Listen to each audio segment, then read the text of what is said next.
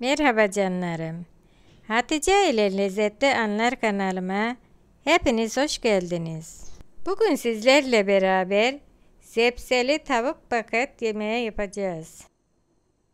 Tarifime geçmeden önce kanalıma abone olup beğeni ve yorum yaparsanız sevinirim.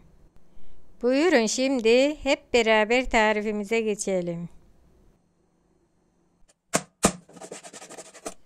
Butlarımızın uç tarafını kesip derisini ayırıyoruz. Videoyu kapatmadan sonuna kadar izlerseniz sevinirim. Hepinize çok teşekkür ederim.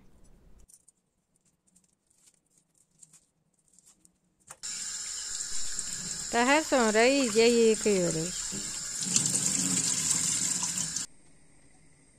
Tenceremizi ocağa alıp biraz yağ koyuyoruz.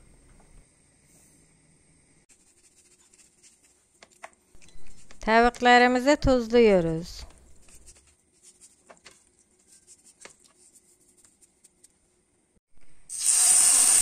Daha sonra tenceremize alıp arkalı önlü mühürlüyoruz.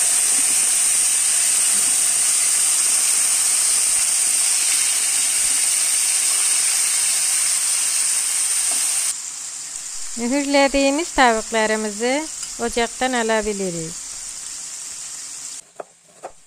Ben büyük olduğu için bir tane soğan doğradım. Siz 2 tane de doğrayabilirsiniz.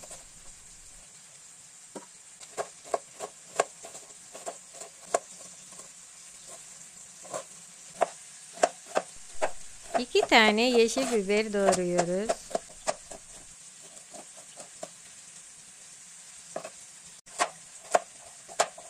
İki tane havuç.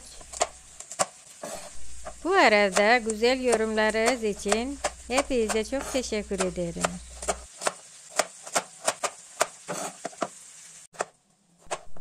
İki tane de patates doğradık.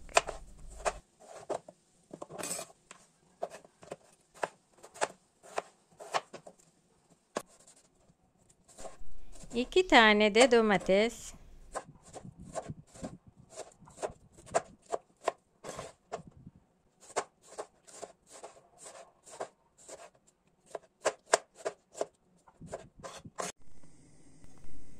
Tencereyi ocağa alıp biraz yağ koyuyoruz.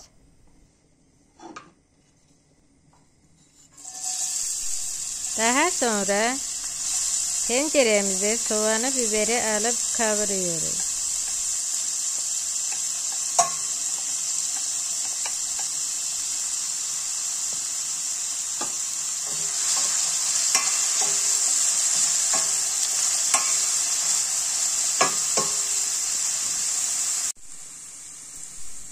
Havuçlarımızı ekliyoruz.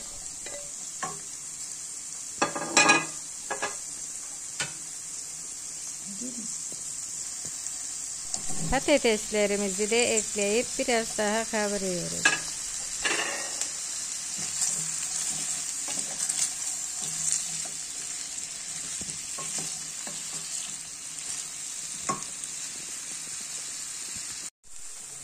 Kavrulan zepselerimizi ocaktan alabiliriz. Mühürlediğimiz tavuklarımızı tenceremize diziyoruz.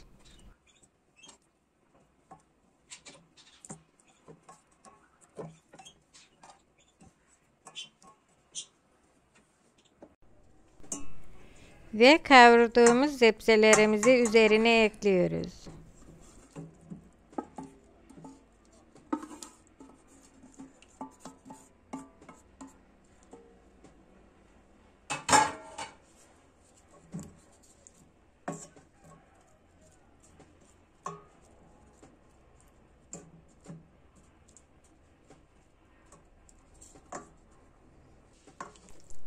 Daha sonra doğramış olduğum domateslerimi ekliyorum.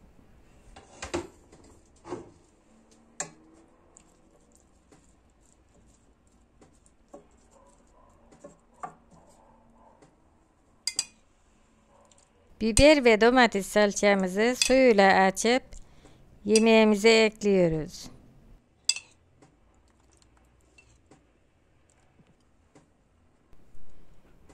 Karabiber, pul biber, toz kırmızı biber, baharatlarımızı ekliyoruz. 2 su bardağı su koyuyoruz.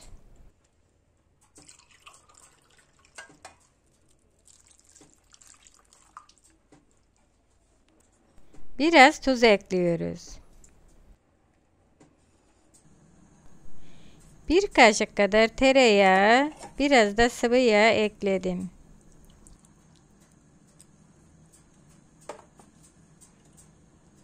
Kapağını kapatıp yarım saat kadar pişmesini bekliyoruz. Yemeğimiz pişti ve servise hazır. Yapacak olanlara şimdiden afiyet olsun. Yeni bir videoda görüşmek üzere. Hepiniz Allah'a emanet olun. Hoşça kalın.